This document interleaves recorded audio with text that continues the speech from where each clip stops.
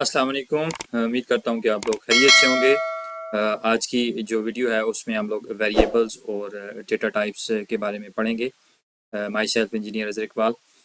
तो आज के जो मेन टॉपिक होंगे उसमें हमारे पास सबसे पहले तो देख लेते हैं वेरिएबल्स कहते किस हैं और कितने किस्म के हमारे पास डेटा टाइप्स हैं।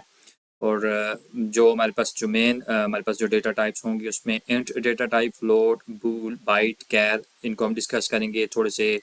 उसके अलावा जो हमारे पास अरिथमेटिक ऑपरेटर्स हैं और इंक्रीमेंटिंग डिक्रीमेंटिंग करके देखेंगे कि वेरिएबल में कैसे वैल्यू इंक्रीज की जा सकती है, डिक्रीज की जा सकती है, या उसमें प्लस माइनस कैसे किया जा सकता है, ताकि हमें वेरिएबल्स के जो कॉन्सेप्ट हैं वो क्लियर हो जाएं।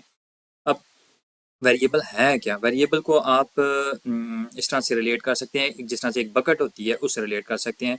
यानी कि बकेट में एक ख़ास हद तक उस में मटेरियल आ सकता है, जितनी उसमें स्पेस होती है उतना ही उसमें मटेरियल आ सकता है।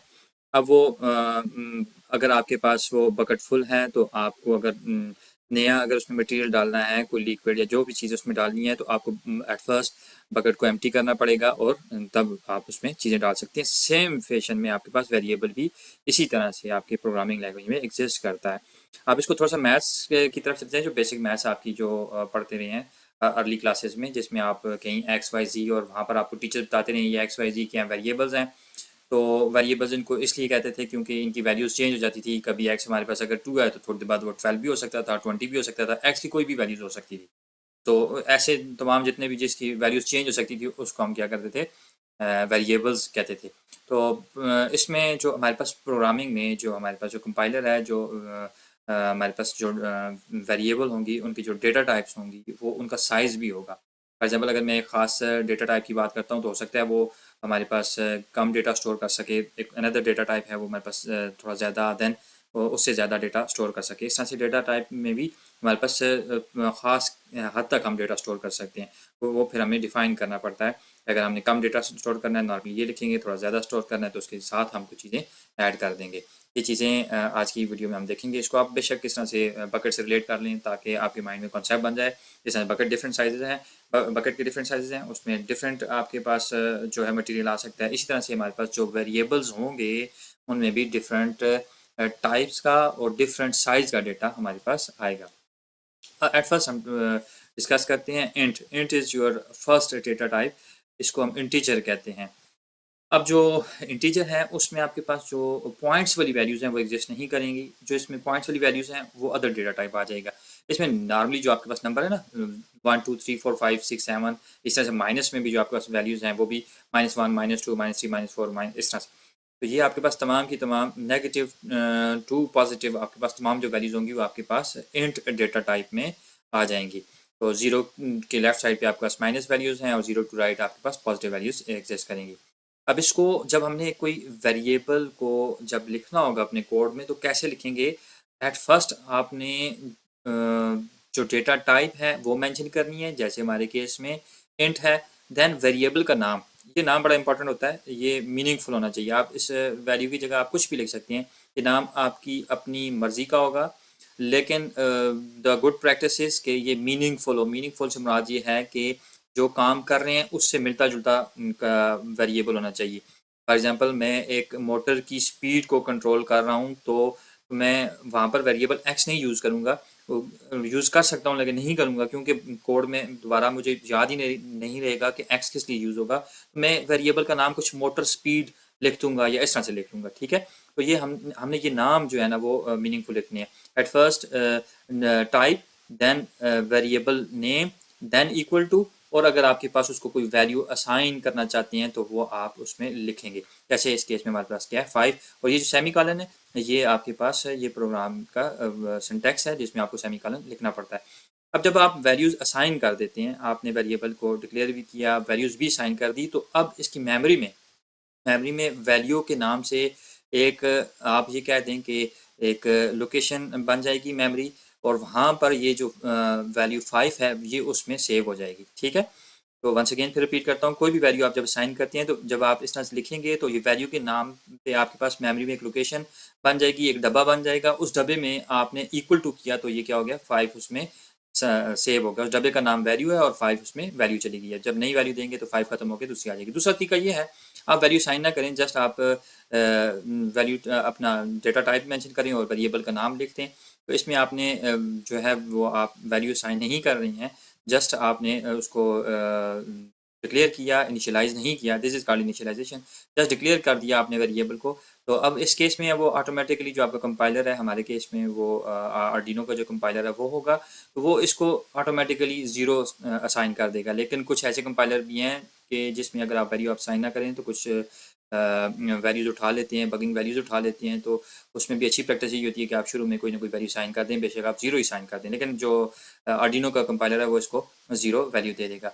अगर आपके पास सिंपल इंट है और टाइप इंट है, तो उसमें जो रेंज ऑफ वैल्यूज़ हैं वो आपके पास -32,768 से लेकर 32,767 तक वैल्यूज़ आप सेव कर सकते हैं। ये उसकी आप कह सकते हैं कि इतनी मेमोरी एलोकेट हो जाएगी, इतने नंबर आप उसमें सेव कर सकते हैं। ठीक है, इससे ज़्यादा अगर आपने नंबर सेव करना है तो फिर आपको इंटीजर के साथ कुछ और भी साथ ऐड करना पड़ेगा।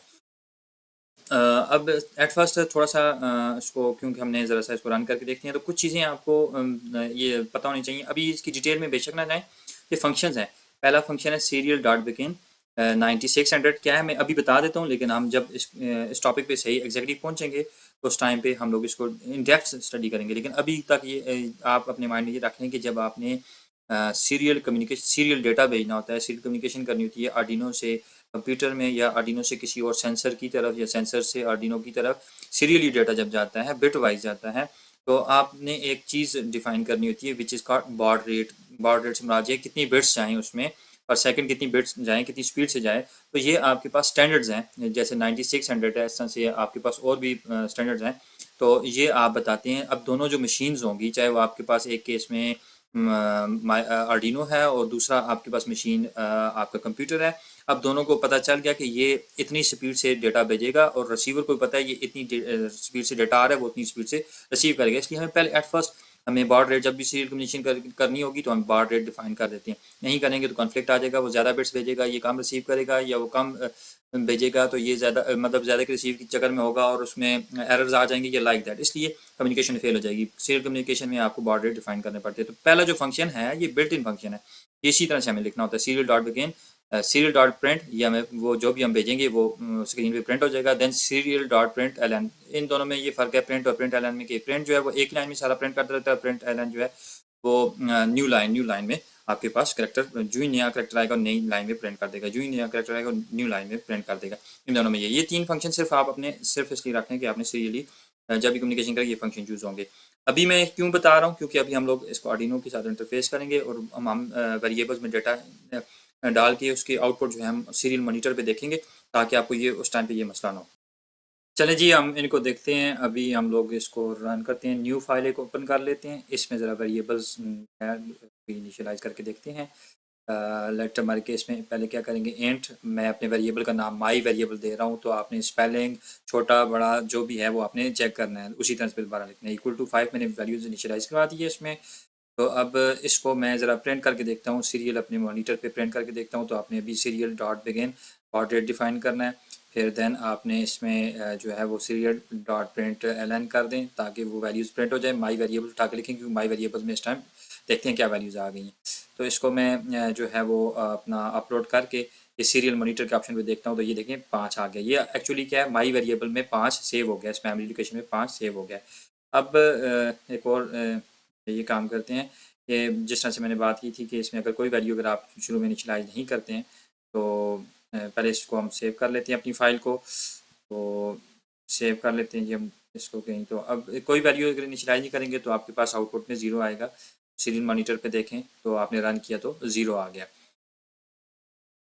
अभी हम थोड़े से अरिथमेटिक ऑपरेटर्स अप्लाई करके देखते हैं वेरिएबल पे, plus minus multiply divide modulo operator, इस तरह से अप्लाई करके देखते हैं कि हमारे पास जो हमारा वेरिएबल है वो किस तरह से ये ऑपरेशन जब अप्लाई करेंगे तो उसकी वैल्यू किस तरह से चेंज होती है। अब इसमें एक ऑपरेटर लगाते हैं, अरिथमेटिक ऑपरेटर, प्लस करके देखते हैं। आपके पास कोड जो है लाइन वाइज रीड होगा, तो अब उसको थोड़ा सा देखना है। अब मैंने ये किया my variable equal to my variable +2, यानी कि जो माई वेरिएबल है उसमें +2 कर दो। माई वेरिएबल क्या है आपके पास, ज़ीरो है, उसमें +2 कर दो। At first serial dot print में माई वेरिएबल पहली वैल्यूज आएगी जो उसमें पहले थी, उसके बाद वो अपडेट हो जाएगी। अच्छा, अपडेट होने के बाद दोबारा फिर दूसरी वैल्यूज भी आ जाएंगी। तो लाइन वाइज कोड रीड होगा, तो उसमें ये आपके पास जो है वो एट फर्स्ट जो है वो 0 प्रिंट होना चाहिए, देन आपके पास 2 प्रिंट हो गया। ठीक है, 2 प्रिंट हो। अब ये आपके पास जो माई वेरिएबल है उसमें 0 नहीं रहा, अब आपके पास वैल्यू क्या 2 हो गई है। ठीक है, अब अपडेट हो गई है। तो अब मैं इसमें माई वेरिएबल में कुछ और इनिशियली वैल्यूज दे देता हूँ। तो अब देखते हैं इसको। एट फर्स्ट आपके पास 5 आएगा, देन आपके पास 7 आ गया। ठीक है, वैल्यूज इस तरह से आपके पास वेरिएबल्स में चेंज हो जाएंगी। नेक्स्ट हम एक और काम कर लेते हैं, इसमें माइनस करके भी देख लेते हैं। तो अब आप इसको रन कर लीजिए। अभी क्योंकि ये प्रिंट नहीं हुआ तो ये आपके पास पहले इसको हम ये कर लेते हैं, सीरियल डॉट प्रिंट एलन भी लिख लेते हैं ताकि वैल्यू देखें। तो देख लेते हैं, आप माइनस किया, पहले 5 आया, फिर उसने उस वेरिएबल को बढ़ा दिया 2 करके, ऐड कर दिया, देन -2 कर दिया, तो आपके पास क्या आ गया, वंस अगेन 5 आपके पास वैल्यूज बन गई है। अच्छा, वैल्यू जो है वो आपके पास वेरिएबल में ओवरराइट होती रहती है, पुरानी वाली जो वैल्यू आपके पास ख़त्म हो जाएगी। तो अब सिमिलरली ये आप मल्टीप्लाई है, स्टैटिक फॉर मल्टीप्लाई, तो आपके पास वैल्यूज़ क्या आ जाएगी, अपडेट होकर क्या आ जाएगी, that is the old one is जो लास्ट वैल्यूज उसमें थी उसके साथ मल्टीप्लाई, लास्ट आपके पास 5 था, 5 के साथ मल्टीप्लाई करेगा। ठीक है, जो लास्ट वैल्यू उसमें रिमेन रहेगी उसके साथ वो मल्टीप्लाई कर देगा। सिमिलर फैशन में आपके पास जो माई वेरिएबल्स है वो उसको 25 से डिवाइड कर दें। लास्ट टाइम वो 25 हो चुका था और 25 से आपने डिवाइड किया, तो वो आपके पास क्या हो जाएगा, इस तरह से बढ़ कर क्या हो जाएगा, 1 आंसर आपके पास आ जाएगा। इसको मैं आपको एक और तरीके से समझाता हूँ। हमारे पास है कोई वैल्यू है x है, अगर x में एट फर्स्ट आपने जो है वो 5 वैल्यू डाली हुई है, तो जब आप इसको प्रिंट करेंगे तो आपके पास ये 5 आ जाएगा। लेकिन जो ही आपने इसके बाद दोबारा x इज इक्वल टू कुछ और वैल्यू कर दी है, लाइक मैं ये कह देता हूँ, ये वेरिएबल्स में स्टार्ट होते हैं, पुरानी वाली वैल्यू आपके पास ख़त्म हो जाएगी। x इज इक्वल टू अगर मैं 7 लिख देता हूँ, तो यहाँ अब आपके पास 5 नहीं रही, 7 आ जाएगी।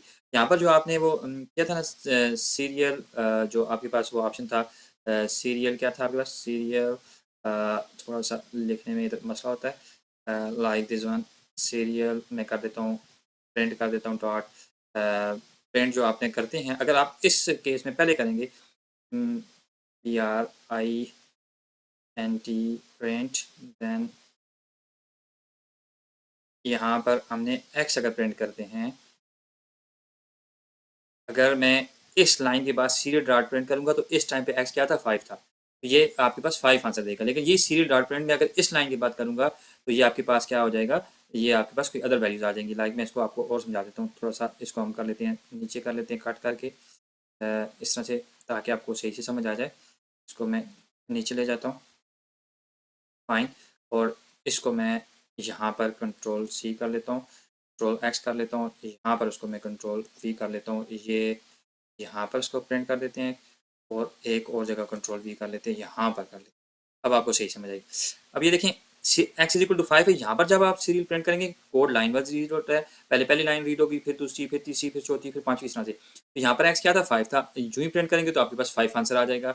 उसके बाद अब आपने x इज इक्वल टू 7 कर दिया, तो 5 को उसने ख़त्म कर दिया, जो x की जो आपके पास जो उसके मेमोरी में जो वैल्यूज थी, जो आपके पास पहले जो 5 थी, तो उसको वो ओवरराइट कर देगा। अगर 5 थी तो उसको क्या कर देगा, वो उसको पहले एट फर्स्ट वो ख़त्म करेगा, तो उसकी जगह आपके पास 7 डालेगा। अब x के अंदर 7 है, तो उसके बाद जब आप प्रिंट करेंगे तो आपके पास क्या आएगा, 7 आ जाएगा। उम्मीद है कि आपको इस तरह से सही से समझ आ जाएगी। ठीक है, तो जिस तरह से हमने कोड में देखा कि लास्ट टाइम हमारे पास वो कैसे 25 हो रहा है मल्टीप्लाई करने से, बिल्कुल वेरी लास्ट जो x में वैल्यू थी वो उसके साथ मल्टीप्लाई कर रहा था, पुरानी वाली वैल्यूज वो ख़त्म होती जाती हैं साथ साथ। फर्दर हम एक और ऑपरेटर भी इसमें लगा के देख लेते हैं, अदर्स जो हैं, ताकि हमारे पास और भी हमें समझ आ जाए।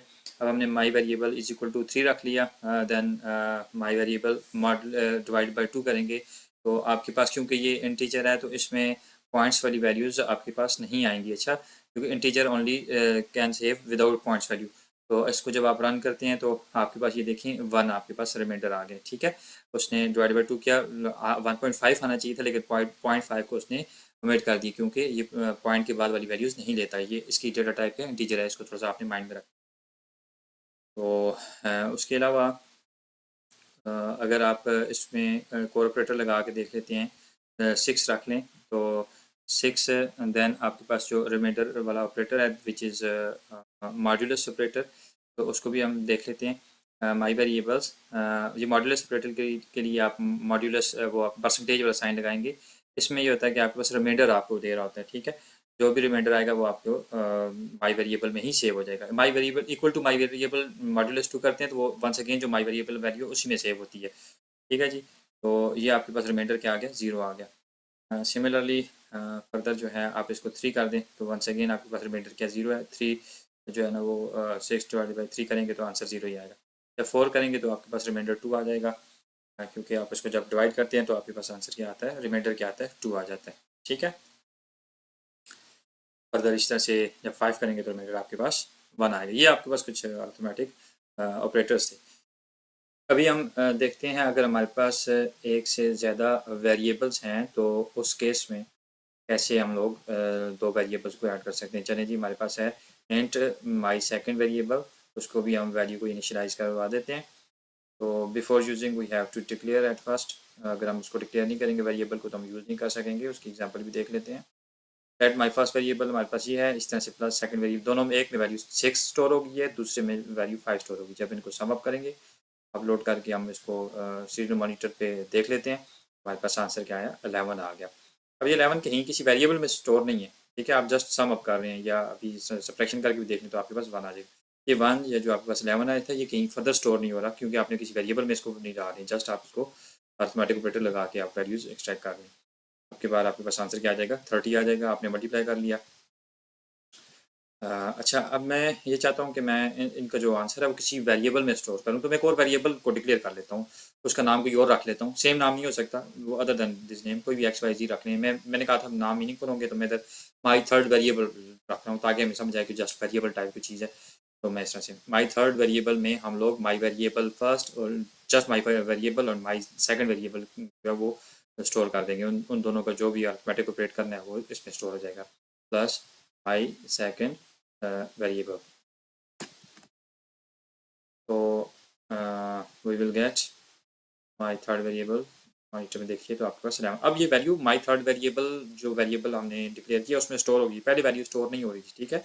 अभी मेमोरी में कोड अनदर लोकेशन मिल गई। जब भी यूज़ करेंगे वेरिएबल को, मेक श्योर कि आपने उसको सबसे पहले डिक्लेयर करना है, आपने यूज़ करने से पहले डिक्लेयर करना है। अब डिक्लेयर नहीं करेंगे तो आपके पास एरर आ जाएगा, वो पहचानेगा ही। जैसे हमारे पास ये एरर आ रहा है कि was not declared in this scope, यानी कि वो पहचान ही नहीं रहा कि ये माई थर्ड वेरिएबल है क्या।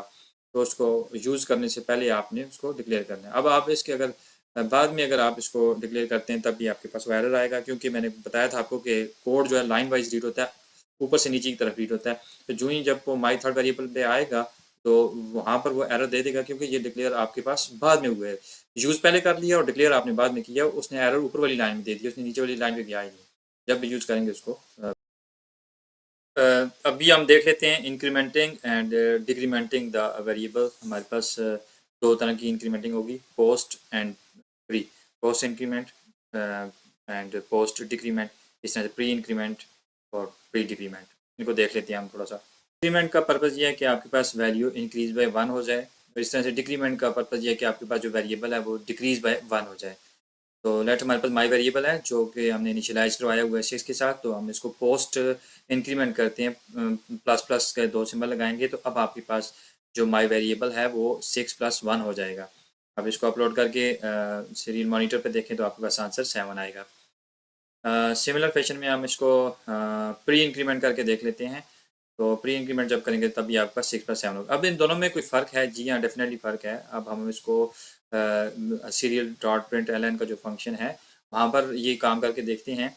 उसमें देखें तो आप पहले अगर मैं इसको पोस्ट इंक्रीमेंट करके देखता हूँ तो पोस्ट इंक्रीमेंट में ये होगा कि पहले ही आपके पास इंक्रीमेंट होने से पहले ही उस पर वो जो फंक्शन है वो अप्लाई हो गया और बाद में इंक्रीमेंट हुआ। तो इस केस में अब वो जो प्रिंट हो जाएगा वो 6 ही प्रिंट होगा, अभी प्रिंट होने के बाद वो इंक्रीमेंट होगा।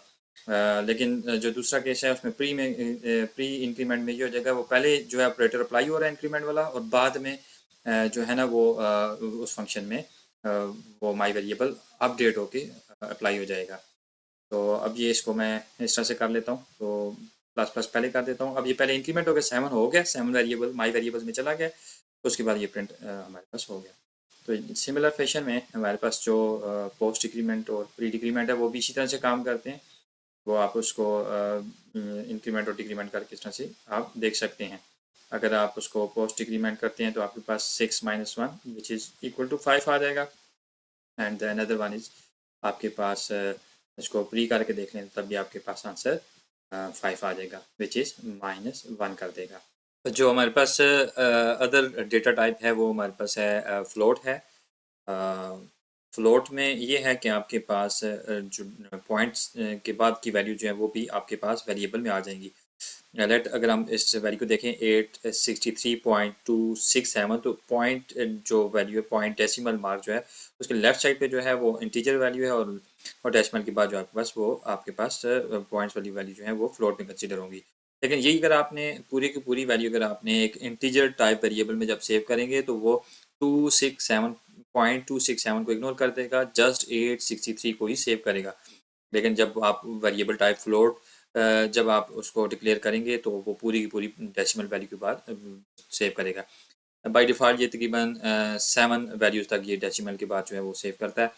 अब इसको भी उसी तरह से हमने डिक्लेयर और इनिशियलाइज़ करवाना है जिस तरह से हमने इंटीजर टाइप को करवाया। एट फर्स्ट जो है हमारे पास क्या होगा, variable type, in our case it is a float, then variable name, then equal to, और अगर आप वैल्यू साइन करना चाहते हैं तो कोई वैल्यू होगी, और ये सेमी कॉलन क्या है, ये सिंटैक्स का हिस्सा है, ठीक है, ये नहीं डालने के एरर होगा। अगर आप विदाउट वैल्यू यानी कि जस्ट डिक्लेयर करना चाहते हैं और इनिशियलाइज नहीं करवाना चाहते हैं तो देन टाइप लिखेंगे और फिर वेरिएबल नेम लिखेंगे, ठीक है। तो इसको हम थोड़ा सा एग्जांपल में यूज़ करके देखते हैं।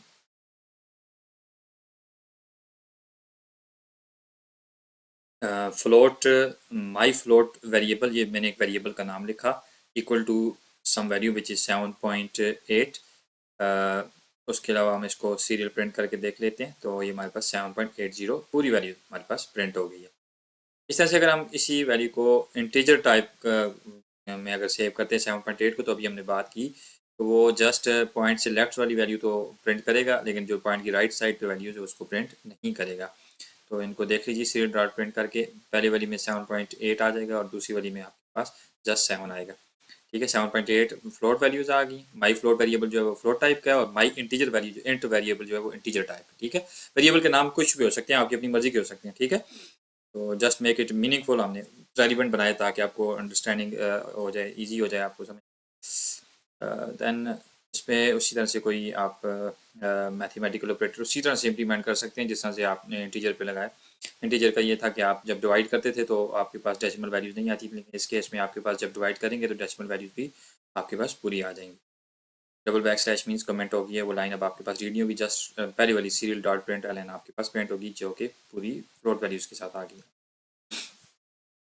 फर्दर और जितने भी ऑपरेटर हैं सेम इसमें भी उसी तरह से आपके पास अप्लाई हो जाए। द नेक्स्ट इज अवर बूल और बूलियन, दोनों आप इसमें से कह सकते हैं, बूल भी कहते हैं बूलियन भी कहते हैं, and is another variable type. तो इसमें हमारे पास दो तरह की वैल्यूज़ हमारे पास सेव होती हैं, या तो ट्रू या फॉल्स, या ज़ीरो या वन, दो तरह की वैल्यूज इसमें होल्ड करेंगी। इसको जब आप डिक्लेयर करेंगे तो एट फर्स्ट आपने BOOL बूल लिखना है, जिस तरह से INT for integer, FLOAT for float, और बूल के लिए आपने BOOL बूल लिखना है। ये हमारे पास सेम फैशन में हमारे पास क्या आ गया, ये वेरिएबल नेम है, is star is a variable name. अच्छा, ये इसको कंफ्यूज नहीं करना, वंस अगेन रिपीट करता हूँ, वेरिएबल नेम जो है वो कुछ भी हो सकता है और आपकी मर्जी का भी। हमने बस एक वेरिएबल नेम इज स्टार लिख लिया, आप इधर एक्स लिख लें, वाई लिख लें, जस्ट स्टार लिख लें, कुछ भी आपकी मर्जी। देन इक्वल टू के बाद हम क्या करते हैं, वैल्यू साइन करते हैं। इसमें दो ही वैल्यू साइन हो सकती है, या ट्रू या फॉल्स, ठीक है। तो हमने ये वैल्यूज भी हमने साइन करी। दो हमारे पास वेरिएबल है, एक इस स्टार के साथ है, एक इस फिट के साथ है, एक को हमने ट्रू साइन कर दिया, एक को हमने फॉल्स साइन कर दिया। द इम्पॉर्टेंट थिंग जो हमने माइंड में रखनी है कि आप वन लिखें, हाई लिखें या ट्रू लिखें, तो जो आपके पास आर्डिनो का IDE है उसके लिए सारी चीज़ें सेम है। फॉर एग्जाम्पल मैं बूल इस स्टार की जगह इधर वन लिख देता, उसका मतलब वही था जो ट्रू का मतलब है। इस और या हाई लिख देता तो उसका मतलब वही है जो हमने ट्रू लिखा हुआ है। फॉल्स की जगह आप जीरो लिखें, लो लिखें या फॉल्स लिखें, एक ही बात है, ठीक है। तो इसमें कोई मतलब वो नहीं है, आप फॉल्स की जगह भी जीरो लिख सकते हैं या लो लिख सकते हैं, ठीक है। तो the third thing is also note that anything other than zero is also consider as a true. आपने जीरो के अलावा कोई भी चीज़ लिख ली ना तो वो ट्रू कंसीडर होगी। आपने टू लिखा, थ्री लिखा, फोर लिखा, वो सारी की सारी ट्रू ही में कंसीडर होंगी। तो ये चीज़ भी इंपॉर्टेंट है जो आपने नोट करनी है। चलिए इसको एग्जाम्पल में देखते हैं। BOOL bool, then variable name, then initialization, one लिख दिया हमने, हाई लिखते हैं, वन लिखते हैं, की बात है ये ट्रू लिखते हैं, सेम है, ऑलरेडी डिस्कस कर चुके हैं। आप कुछ भी लिख सकते हैं, तो इस तरह से अगर आप उसको लो लिखें, फॉल्स लिखें, ज़ीरो लिखें, एक ही बात है, वो सबको ज़ीरो ही कंसीडर करेगा। इसमें बूल में दो तरह की वैल्यू सेव हो सकती हैं, या ज़ीरो या वन। तो आपने प्रिंट किया तो देखिए आपने फॉल्स उसमें इनिशियलाइज़ किया था, तो आपको आउटपुट क्या मिली, ज़ीरो मिली। जैसे आप ट्रू लिखते हैं तो आपको वन मिलेगी।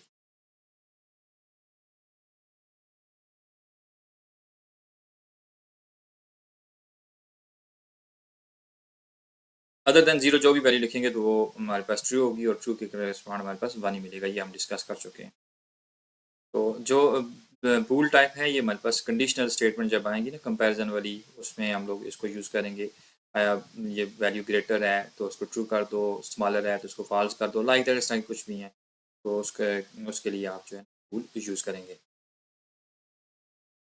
Another type is byte. Byte is just similar to integer, लेकिन इंटीजर में आपके पास मेमोरी थोड़ी ज़्यादा यूज़ होती है। If you are sure that कि आपके पास नंबर जो है इतना ग्रेटर नहीं है, तो वो 8 बिट तक आ सकता है, तो आप बाइट ही यूज़ करें instead of using integer. Integer जो है वो आपके पास मेमोरी का यूज, क्योंकि हमारे पास मेमोरी थोड़ी सी लिमिटेड होती है माइक्रो कंट्रोलर केस में, तो उसमें हम मेमोरी को अगर हमारे पास यूज़ ज़्यादा करना चाहते हैं तो हमें इस तरह का थोड़ा सा ख्याल रखना पड़ेगा कि हम कुछ भी वेरिएबल्स जो यूज़ करेंगे तो वो इस तरह के यूज़ हों कि लेस मेमोरी यूज़ हो जाए। फॉर एग्जांपल हमारा काम बाइट वाले टाइप से हो सकता है, तो हमें इंटीजर नहीं यूज़ करना चाहिए, ये लाइक दैट। तो बाइट जो है उसमें आपके पास 8 बिट्स का डेटा स्टोर होगा, 0 to 255 रेंज होगी। सेम फैशन में उसी तरह से आप जो है ना एट फर्स्ट वेरिएबल टाइप लिखेंगे, वेरिएबल नेम लिखेंगे, इक्वल टू करेंगे, और देन आप उसके बाद इनिशियलाइज करवा देंगे, देन सेमीकोलन। तो चल रहे हैं, इसको भी हम एग्जांपल में देखते हैं। फर्स्ट आपने क्या लिखा, टाइप लिखी आपने variable type, then variable name, मैंने माई बाइट वेरिएबल लिखा, equal to some value which is 78। जब प्रिंट करेंगे तो आपके पास 78 आ जाएगा, सिमिलर फैशन जैसा। Next one is our character char, और समटाइम कुछ लोग इसको चैर भी रीड करते हैं, लेकिन मैं इसको कैर ही रीड करूँगा। तो कैरेक्टर में आपके पास किसी किस्म का भी कोई भी नंबर आ सकता है। It can be alpha, it can be numeric, it can be any symbol. तो इसमें कुछ भी आपके पास आ सकता है। इसको जो वे है वो डिक्लेयर और इनिशियलाइज करवाने को ये है कि एट फर्स्ट सेम जिस तरह से अदर टाइप्स थी, आपने at first variable type mention कर दी which is char, then variable name कुछ भी हो सकता है, हमने एक्स लिख दिया, then equal to, then assign value. जब वैल्यू असाइन करेंगे तो इन्वर्टेड कोड्स के अंदर करेंगे, तो वो उस तरह से ही उसमें सेव हो जाएगी। अगर विदाउट आप उसको इनिशियलाइज करते हैं तो इस तरह से करेंगे। आपके पास जो कैर है वो सिंगल करेक्टर होल्ड कर सकते हैं, एक से ज़्यादा जो अगर करेक्टर हमने स्टोर करवानी है तो फिर हमारे पास स्ट्रिंग हो जाती है। जो वो अदर टाइप हैं उसको हम थोड़ा सा बाद में डिस्कस करेंगे। इसकी एग्जांपल देखते हैं। उससे पहले हम लोग एक इसको देख लेते हैं। It is our ASCII table. तो ASCII stand for American standard code for information interchange. तो इसमें हर जो करेक्टर है उसके करस्पॉन्ड उसकी डेसिमल वैल्यू एग्जिस्ट करती है। जैसे कैपिटल ए के लिए 65 है और स्मॉल ए के लिए 97 है। तो हम कैर टाइप में ये वैल्यूज डाल के हम उसकी डेसिमल वैल्यूज़ भी फाइंड कर सकते हैं, और इंक्रीमेंट या डिक्रीमेंट करके नेक्स्ट वैल्यू भी हमें पता लग सकती है। फॉर एग्जांपल ए से बी जाना है तो वो हमें 66 वैल्यू जो है वो बी के लिए, ये लाइक दैट। जैसे जो अदर हैं, स्पेस है, स्पेस के लिए जो डेसिमल वैल्यू 32 है, नल के लिए 0 है, टैब के लिए 10 है, लाइक दैट मैनी मोर। ये बैक स्लैश के लिए 47 है। ये तमाम आस्की टेबल है। इसमें से कोई भी करेक्टर आप उसमें लिखेंगे उसकी डेसिमल वैल्यू भी आप एक्सट्रैक्ट कर सकते हैं कैर से। तो एग्जाम्पल देखते हैं इसको। Variable type which is char, then my char, variable name है, इन्वर्टेड कोर्स के साथ ए लिखा, तो हम आउटपुट देखते हैं। माई कैर में ए सेव हो गया, तो उसको प्रिंट करके देख लेते हैं। तो मानी सीरियल मीटर में देखेंगे तो ए हमारे पास आ गया। इस तरह से आप जस्ट 65 लिखते हैं, फिर इन्वर्टेड कोर्स में नहीं लिखेंगे। अब आपने डेसिमल वैल्यू लिखी है, अब ये करेक्टर है, उसे पता है टाइप करेक्टर है, तो ये क्या करेगा, उसका जो उसके करस्पॉन्ड जो वैल्यू है वो आपको शो कर देगा विच इज़ ए। ठीक है। अब आपने जब वैल्यू लिखी है उसकी आस्की कोड से जो 65 हमने देखा, तो अब इन्वर्टेड कोड्स में नहीं लिखा आपने। ठीक है। सिमिलर फैशन में आप इसको जस्ट ए करके लिख लें। तो इसमें आप इंक्रीमेंट करेंगे तो आपको नेक्स्ट करेक्टर दे देगा, या नेक्स्ट वैल्यूज दे देगा विच इज़ 66। आपके पास वैल्यू आ गई। ठीक है। लाइक दैट, इस तरह से आप इसको करेक्टर टाइप को आप यूज़ कर सकते हैं। कंक्लूजन इज़ दैट कि आप जब भी वेरिएबल यूज़ करेंगे तो वेरिएबल यूज़ करने से पहले एक तो आपने उसको डिक्लेयर करना है। डिक्लेयर से मुराद ये है उसकी टाइप मेंशन करनी है, और अगर आपकी ज़रूरत है तो इनिशियलाइज भी करेंगे, यानी कि उसको वैल्यू भी साइन कर देंगे। वैल्यू साइन करना लाजमी नहीं है, बस ये है, मतलब ये आपने माइंड में रखना चाहिए। वैल्यू की ज़रूरी है तो, लेकिन आपने वेरिएबल डिक्लेयर करने के बगैर ही यूज़ किया तो आपके पास एरर आएगा। हमारी पूरा का पूरा जो सेशंस आगे जा रही हैं, वेरिएबल्स के बगैर हम लोग बिल्कुल भी काम नहीं कर पाएंगे।